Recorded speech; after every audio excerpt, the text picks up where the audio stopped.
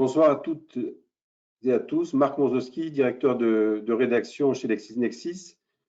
Je vous remercie d'avoir rejoint ce webinaire Jury Covid-19 qui est le fruit d'une initiative partagée entre LexisNexis et le Club des juristes pour mobiliser des grands témoins afin d'éclairer la crise du coronavirus sous le prisme du droit. Monsieur le Président Tandé, bonjour. Vous avez débuté votre carrière au sein de KPMG.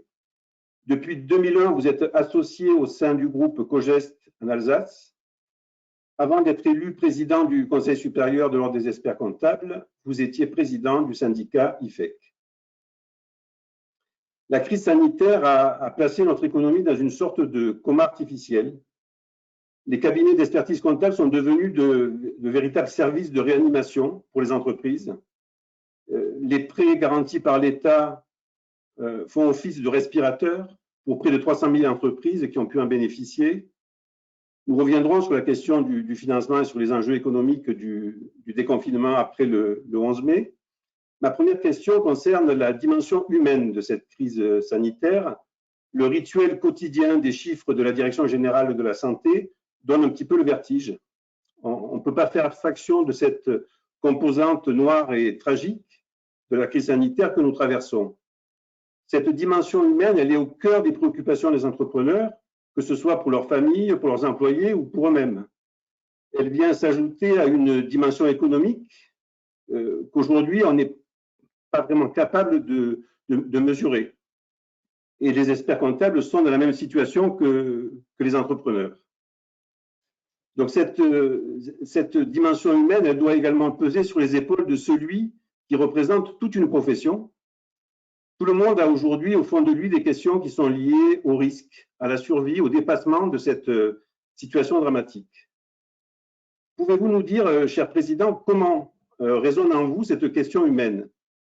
Quelles sont ses implications dans l'institution que vous dirigez et dans les messages que vous délivrez à la profession?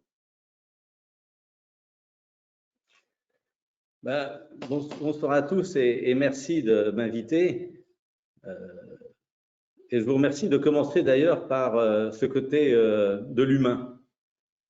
Alors on compare souvent, on essaye de comparer, de regarder par rapport à la crise de 2008, mais en fait, la grande différence avec 2008, c'est qu'on part d'une crise sanitaire et d'une crise qui frappe en fait beaucoup de monde, beaucoup d'entre nous, de nos proches, et on ne peut pas évidemment rester insensible et on peut comprendre que toutes les décisions qui sont prises par nos gouvernants, et quel que soit le pays sur la planète, eh bien, ces décisions sont prises en fonction de ce critère, évidemment, de santé. Nous, on a été évidemment frappés aussi dès le départ. Alors, on compare de temps en temps entre le médecin généraliste et puis l'expert comptable qui est aussi le médecin de l'entreprise. Je crois qu'il faut être évidemment très raisonnable dans les comparaisons et l'enjeu n'est pas le même au sens évidemment de l'humain et de la santé. Et ma femme qui est infirmière libérale, qui est au contact aussi de malades, dira qu'on n'est pas tout à fait dans la même aire de jeu. Mais c'est vrai que l'entreprise c'est aussi important parce que ce sont des femmes et des hommes qui la composent et les emplois qui sont éventuellement perdus, ça peut aussi créer des drames humains derrière. Donc notre rôle n'est pas en première ligne, on le sait, c'est le monde médical, mais notre rôle était dès le 15 mars de réagir, d'accompagner les chefs d'entreprise qui eux aussi étaient un peu perdus par la brutalité finalement de l'annonce de fermeture pour certains secteurs d'activité, pour ces mesures de confinement. Et ce qui était une angoisse au départ, une peur pour certains d'être contaminés, ça s'est traduit au fur et à mesure qu'on avançait par aussi la peur d'être déconfiné, de ressortir.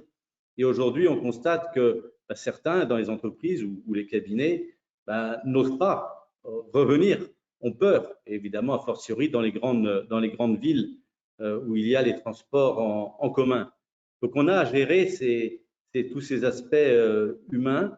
Et puis on a eu aussi, et je dois les féliciter, toutes nos équipes qui se sont données dès le 16-17 mars, avec évidemment tous les tous les sujets toutes les questions qui étaient posées par les chefs d'entreprise, parce qu'entre l'annonce qui est faite par le président de la République ou le Premier ministre, et puis ensuite les mesures concrètes que l'on doit prendre, que l'on peut prendre dans les entreprises, et bien souvent l'expert comptable est le relais pour expliquer les différentes mesures qui étaient à prendre. C'est vrai que les premiers jours ont été épouvantables au sens charge de travail, coup de téléphone. On a dû mettre en place toutes les mesures de télétravail, donc ça a changé nos organisations. Tous les cabinets n'étaient pas obligatoirement préparés de la même manière pour faire face à ce genre de démarche. Mais ce qui était notre obsession, c'était d'assurer une continuité de service vis-à-vis de nos clients et pour que l'économie tourne du mieux possible. Et donc, on a eu évidemment à travailler dès le départ sur l'activité partielle, puisque c'était les salariés qui se retrouvaient sans travail, donc toutes les mesures d'activité partielle. Et puis, on a dû traiter toutes les demandes d'aide et évidemment tout ce qui était lié au financement pour assurer le fonctionnement de l'entreprise. Et puis, parallèlement, vous adresser au président du Conseil supérieur, c'était aussi de faire en sorte que l'institution réponde présente par rapport à tous les experts comptables de France pour que les conseils régionaux aient aussi toute la matière possible pour mettre à disposition des confrères ce qu'il fallait et être l'interlocuteur entre le pouvoir politique et puis l'entreprise. Et donc, on a mis en place un certain nombre d'éléments, de plateformes, SOS cabinet, SOS entreprise, un certain nombre de toutes les FAQ pour répondre aux questions que pouvaient se poser les experts comptables. Et je salue aussi toutes nos équipes qui ont été mobilisées et je dirais presque jour et nuit et les week-ends, aussi bien sur le plan informatique compte tenu du nombre de connexions qui se retrouvaient de fait utilisées que nos services techniques, comptables, fiscales, sociales et donc tous nos consultants d'Infodoc experts. Donc je remercie toutes les équipes également de l'ordre qui sont mises à disposition de l'ensemble de la profession. Très bien. On entend bien dans vos propos que finalement les cabinets d'expertise comptable n'ont pas subi de baisse d'activité. Bien au contraire, ils ont été, on peut dire, un surcroît d'activité dès le début de la crise avec des sollicitations qui étaient très ciblées et très directement liées à toutes les mesures qui ont été annoncées par les pouvoirs publics. Et vous insistez, je pense à juste titre, sur le rôle de courroie de transmission que joue à la fois l'ordre et les professionnels sur le terrain. Mais cette activité de vos confrères sur le terrain ne signifie pas pour autant qu'ils aient été épargnés par la crise sanitaire. C'est-à-dire, comment se portent-ils sur le terrain, que ce soit au regard du virus lui-même, mais aussi de ce surpoids d'activité qu'ils doivent supporter? Oui, vous avez raison. C'est que évidemment le virus, il atteint tout le monde, y compris évidemment des collaborateurs de cabinet ou des experts comptables eux-mêmes qui ont été un certain nombre touchés. Avec derrière les difficultés évidemment de désorganisation pour nos services et vous parlez de continuité d'activité pour nos clients. C'est pour ça qu'on a milité très vite pour demander des reports de délai parce qu'on était dans l'incapacité de répondre présent à temps. J'ai eu encore l'exemple cette semaine d'un cabinet avec 2 collaborateurs. Quand il y en a un des 2 qui est atteint du Covid et qui se retrouve arrêté pendant plusieurs semaines, l'expert comptable est dans l'incapacité totale d'envoyer les déclarations, là, c'est les déclarations de TVA CA12 à temps. C'est pour ça qu'on demande de temps en temps quand même des délais et on a eu évidemment satisfaction sur de nombreux sujets avec la DGFiP. Mais c'est vrai que les cabinets sont atteints aussi, comme nos clients, et la fatigue s'accumule inéluctablement les semaines passant, parce qu'on est quand même maintenant bientôt 2 mois de confinement, de télétravail, de réponse à des questions. Il y a une fatigue qui s'installe.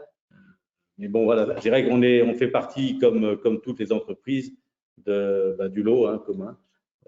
Il faut gérer, Voilà. et il faut gérer dans une ambiance qui est un petit peu anxiogène. On a vu que le ministère des Finances avait mis en place une cellule d'écoute psychologique pour les dirigeants d'entreprise, parce que j'imagine que ces dirigeants que vos confrères ont très souvent au téléphone, ils sont inquiets, ils sont inquiets, on le disait, pour eux, pour leurs familles, pour leurs employés. Est-ce que vous pensez qu'il y a réellement une action à mener? Je crois que l'Ordre a eu une initiative équivalente pour les experts comptables. Est-ce que vous pensez que cet élément-là est important pour la suite? Alors, on a mis deux choses en place. Très vite, on a mis donc notre cellule de crise a mis en place un dispositif pour aider les confrères qui étaient dans le besoin. Alors là, on était plus sur l'aspect technique, si un confrère avait justement un problème de ressources, un problème d'informatique. Donc, d'autres confrères pouvaient l'aider, pouvaient être dépannés. Donc ça, on a mis en place une plateforme, la demande. Donc, on a eu aussi des confrères qui sont proposés pour aider. Et donc, on recevait les demandes et faire répondre l'offre et la demande. Et puis là, on a mis depuis hier à disposition, et c'est une initiative aussi qui a été prise dans les régions, et on a repris le numéro vert du Conseil régional de Paris. C'est là la possibilité pour les experts comptables d'appeler un numéro vert, et directement, ils s'adressent à des psychologues. Donc, on n'appelle pas le Conseil régional, on appelle directement des psychologues. Et là, c'est en commun avec aussi la compagnie des commissaires aux comptes et avec le soutien de la CAVEC. Donc, ce numéro vert qui s'affiche en ce moment. Et donc là, ça permet quand même à certains professionnels, s'ils en ressentent le besoin, d'appeler, parce que c'est vrai que de temps en temps, on peut se sentir seul, très seul dans ces périodes de surcharge de travail, de rendre service et aussi d'être éventuellement atteint par la maladie. Oui, puis je crois que vous avez fait appel à un organisme qui est expert dans la gestion de la santé des dirigeants, c'est l'Observatoire Maroc, qui est dirigé par Olivier Torres et qui a eu beaucoup d'initiatives avant la crise du coronavirus pour notamment les chefs d'entreprise en difficulté qui ont des difficultés psychologiques à surmonter. Les relations, vous parliez à l'instant des délais de déclaration. Vos relations avec les pouvoirs publics ont toujours été très nourries parce que le Conseil supérieur est toujours sollicité pour la mise en place d'un dispositif fiscal ou social. Vous êtes un interlocuteur privilégié des pouvoirs publics parce que vous jouez un rôle de courroie de transmission en aval, mais en amont aussi, vous êtes écouté parce que l'application des textes, vous la connaissez et vos confrères la connaissent bien puisqu'ils l'appliquent tous les jours sur le terrain. Alors, ma question est la suivante. Aujourd'hui, quelle est la température de ces relations? Est-ce que vous avez le sentiment qu'il y a une fluidité dans les décisions qui sont prises en matière fiscale et sociale? On va rester sur ce terrain qu'on connaît bien. Est-ce que les process de décision ont changé avec Bercy? Et notamment sur cette question des délais, on a eu un peu le sentiment de l'extérieur qu'on piétinait. Vos demandes ont été formulées très tôt pour soulager vos confrères et la réponse est venue très tard. Oui, alors on est en relation permanente, bien évidemment, aussi bien avec le ministère du Travail qu'avec Bercy. Et le directeur général des finances publiques, Jérôme Fournel, a mis en place dès le départ une cellule qui, toutes les semaines, se réunit, donc Ordre des experts comptables, MEDEF, CPME, AFEP, et on avait encore une réunion en début d'après-midi. Donc, toutes les semaines, on fait le point, on fait des propositions, les demandes, c'est analysé et on a la réponse. Alors, la réponse plus ou moins rapidement. Alors, je sais aussi que certains ne sont pas contents des réponses de Bercy. Ça peut arriver. Bon.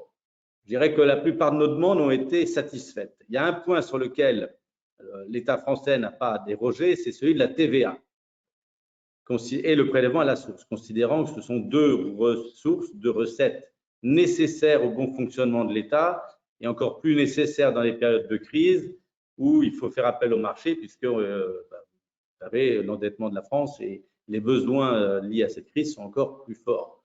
Donc, il était pour l'État essentiel de garder les recettes, notamment de la TVA, et c'est la raison pour laquelle rien n'a été accordé sur cet impôt indirect. Sur le reste, par contre, on a eu pas mal de réponses satisfaisantes. Alors, les délais, oui, de temps en temps, ça prend un peu de temps, mais ce n'est pas non plus si simple lorsqu'on demande un délai pour pouvoir faire les déclarations de revenus plus tard et donc obtenir le 30 juin. Derrière les déclarations de revenus que l'on dépose, c'est tout un traitement pour l'État, puisque derrière, on arrivera aux avis d'imposition au mois d'août, et puis derrière, il y a toute une chaîne d'information. Donc, ce sont des discussions nécessaires entre nos demandes, nous, de professionnels, avec nos contraintes, et puis, évidemment, les contraintes de l'État également. Sur le ministère du Travail, ça a été un travail continu aussi avec beaucoup de questions, beaucoup de réponses sur l'activité partielle. C'est vrai que les textes, on mesure mal finalement comment ils sont pris dans l'urgence et que c'est après, et les experts comptables sont là aussi pour parler des cas pratiques, du détail. Et on se rend compte qu'il faut modifier. Donc c'est vrai que les dispositifs ont été aussi adaptés en fonction, ont évolué. C'est notre rôle de relais, je le disais tout à l'heure. Le pouvoir politique prend des décisions, les relaye sur le terrain et dans l'autre sens, nous, on fait nos constats et on relaye, on remonte au pouvoir politique qui prend à ce moment-là des décisions et qui peut adapter. Je dirais que ça s'est fait dans de bonnes conditions, mais il faut avoir conscience évidemment que ça a été subi, brutal, et que lorsqu'on voit les flux sur l'activité partielle, par exemple, c'était inéluctable que les systèmes ne le permettent pas. Vous ne pouvez pas avoir des dizaines et des dizaines de milliers de connexions en permanence sur un système qui d'habitude en enregistrait quelques dizaines. Donc, oui, ça a été un petit peu long à mettre en place, mais je crois qu'aujourd'hui, tout rentre à peu près dans l'ordre.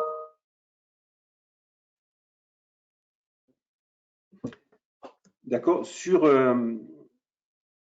les mesures qui vont être prises dans les semaines ou les mois qui viennent, est-ce que l'approche des pouvoirs publics peut évoluer? C'est-à-dire qu'aujourd'hui, on est dans des mesures qui ne sont pas véritablement ciblées, qui s'appliquent à tous les secteurs d'activité. Mais si on regarde, si on regarde de plus près, on s'aperçoit que les besoins en fonction des secteurs d'activité ne sont pas tout à fait les mêmes. Est-ce que vous pensez que pour l'avenir, les dispositifs qui devront accompagner les entreprises à la sortie de crise devront être plus adaptés en fonction des secteurs et en fonction de la situation dans laquelle ces entreprises peuvent se trouver? Oui, je crois qu'on va avoir des mesures et des aides qui vont être bien sûr fonction des secteurs d'activité. Quand on est sur des secteurs qui restent fermés, pour prendre bars, restaurants, hôtellerie, bien évidemment, vous retrouvez avec des contraintes beaucoup plus fortes. Et je crois que le ministre ce matin a annoncé des exonérations de charges pour certains secteurs d'activité. Et les dispositifs peuvent encore évoluer. Donc, ce sera à nous, évidemment, de bien surveiller, de voir avec nos clients, en fonction du secteur dans lequel ils appartiennent, les dispositions à mettre en place. C'est vrai aussi pour le monde de la santé, puisqu'il y a des aides spécifiques pour la santé. Donc oui, bien sûr, il y a déjà et il va y avoir des dispositifs spécifiques par secteur d'activité, en fonction évidemment des contraintes, des opérations de déconfinement, et puis des interdictions d'exercer quand ça est failli. La question du financement, elle reste au cœur des préoccupations des entrepreneurs aujourd'hui. Donc, on a le prêt garanti par l'État, le PGE, qui est doté de 300 milliards d'euros. Aujourd'hui, je crois que nous sommes rendus à une distribution à hauteur d'à peu près 50 milliards d'euros au profit de 300 000 entreprises. Quand on sait qu'il y a à peu près 3 800 000 entreprises en France, dont 3 600 000 TPE, on va dire, où en sommes-nous? C'est-à-dire que, est-ce que vous avez le sentiment qu'on a appris et qu'on est en train d'avancer plus vite?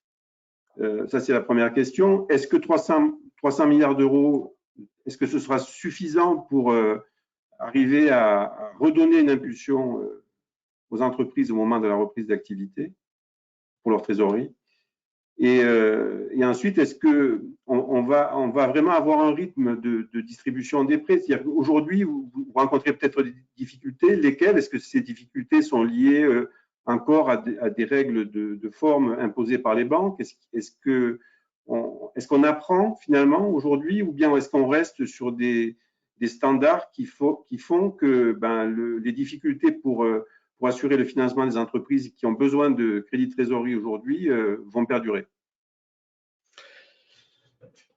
Ça s'est beaucoup amélioré. On aurait eu cette interview il y a 8 ou 15 jours. Ma réponse aurait été sans doute différente.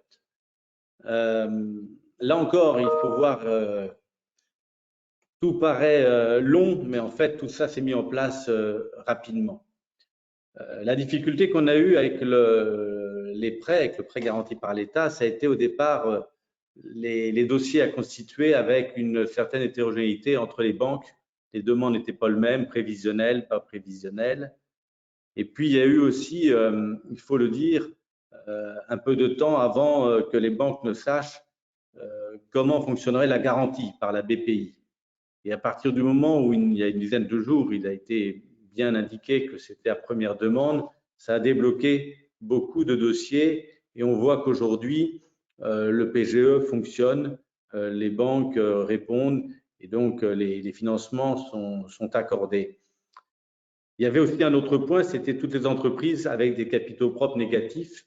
Là aussi, c'est un obstacle qui a été levé et des entreprises avec fonds propres négatifs peuvent être éligibles au PGE. Maintenant, il est vrai aussi que c'est à la banque de décider d'octroyer ou pas le crédit. Et si l'entreprise était vraiment très mal avant le coronavirus et presque moribonde, est-ce que du fait de la crise du coronavirus, on doit lui accorder des prêts? Est-ce qu'on met sous assistance respiratoire artificielle ou pas? La réponse est plutôt non. Les banquiers n'ont pas accordé des prêts à toutes les entreprises, donc il y a quelques refus. Mais est-ce légitime ou pas? C'est de la responsabilité du banquier. Et puis si ça ne va pas, on peut toujours saisir le médiateur du crédit qui intervient, qui fait l'analyse du dossier et ainsi. C'est un système normal, habituel. Ça a mis du temps, on l'a regretté. On a aussi un autre dispositif qui se traite avec les régions et BPI, c'est le prêt rebond, où les experts comptables participent également avec le partenariat BPI, où là on peut avoir un pool digital donc direct, mais ça n'est pas dans toute la France, puisque ça dépend des conventions qui sont signées entre BPI et les régions. Donc à ce jour, il y a Auvergne-Rhône-Alpes et puis Paris-Île-de-France, où là, sur des crédits de 10 à 50 000 euros, on peut aller directement en dématérialisé, sans prévisionnel, sans garantie. Et donc là, les experts comptables sont partie prenante sur ces crédits pour des entreprises petites. Donc là aussi, en financement, ça se met en place. Ce qui nous paraissait très important, et c'est ce que j'ai pu dire et redire, c'est qu'il était essentiel que les entreprises continuent à payer leurs fournisseurs, que le crédit inter-entreprise continue. C'était ça pour nous le plus important, parce qu'autrement, avec l'effet domino, on avait la chute de nombreuses entreprises. C'est pour ça qu'il était important et c'était le conseil que l'on donnait à nos clients, même si aujourd'hui vous n'avez pas besoin de trésorerie, comme on ne connaît pas la durée de la crise, qu'on ne connaît pas à quel rythme ça va reprendre, soyez prévoyants, demandez plutôt, et puis s'il n'y en a pas besoin, bien tant mieux, mais au moins on a la sécurité, on peut voir venir et on paye ses fournisseurs. Et c'était ça le message essentiel. Et j'espère qu'avec ces 300 milliards, qui c'est quand même une somme importante, je ne sais pas si ce sera suffisant ou si d'ailleurs tout sera utilisé, garantie, mais ces 300 milliards sont là pour assurer le crédit interentreprise, pour permettre à toute l'économie de fonctionner. Et on a été, nous, experts comptables, évidemment, toujours très auprès de nos clients pour leur dire, mais prenez la trésorerie si c'est possible aujourd'hui et soyez comme ça à l'abri de besoins demain. En même temps, j'imagine que l'expert comptable ne peut pas non plus forcer son client à le faire. C'est-à-dire que s'il décide de ne pas emprunter pour des raisons personnelles, c'est compliqué, mais j'imagine que ça fait partie des difficultés qui se posent sur le terrain. Vos confrères, dans les cabinets qu'ils dirigent, j'imagine qu'ils ont un regard sur l'ensemble du portefeuille et que les clients sont appelés pour faire le point régulièrement. Donc, comment se passent vos relations avec les clients? Vous les recevez? Vous fonctionnez uniquement par relation téléphonique ou vos confrères se sont mis à la visioconférence aussi? De ce point de vue, les choses ont dû évoluer sur le terrain. Ah oui, oui, ça a beaucoup évolué en effet. On ne reçoit pas les clients, en ensemble, normalement, on ne reçoit pas les clients. Beaucoup par téléphone et visio, bien sûr, et puis les mails, puisque les mails, c'est quand même aussi un moyen de communication fréquent. Là, on est dans les périodes fiscales avec les entretiens bilan, bien souvent, et ça se fait beaucoup en visio, en effet. Donc, c'est quand même l'avantage aujourd'hui avec la dématérialisation, c'est qu'on peut continuer à travailler, à communiquer, même sans se voir. Et là, donc, on a évidemment été tout de suite à appeler tous nos clients. Et puis, il y avait aussi toutes les informations que l'on pouvait transmettre par mail pour bien expliquer tous les dispositifs mis en place et donc aux clients de bien réfléchir. Vous avez raison, c'est le client qui décide. Nous, on est là, on accompagne, on conseille,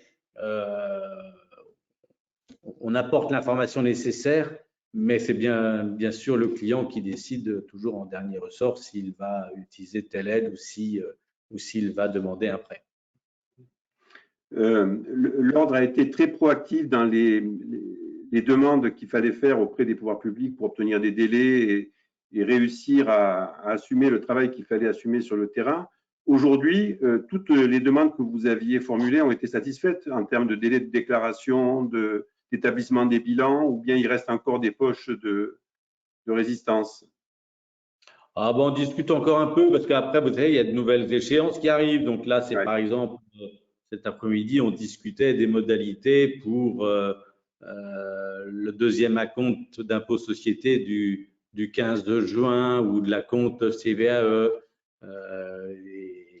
Et donc, on réfléchit sur comment va-t-on procéder pour cet acompte. Donc, je peux rien dire puisque les décisions ne sont pas prises, mais c'était le calendrier avance. Donc, évidemment, tout ce qui était lié au 5 mai, c'est fini, on n'en parle plus puisque c'est aujourd'hui. Mais par contre, il y a d'autres échéances qui arrivent. Donc, nous travaillons, nous discutons avec la DGFiP sur les autres échéances qui arrivent.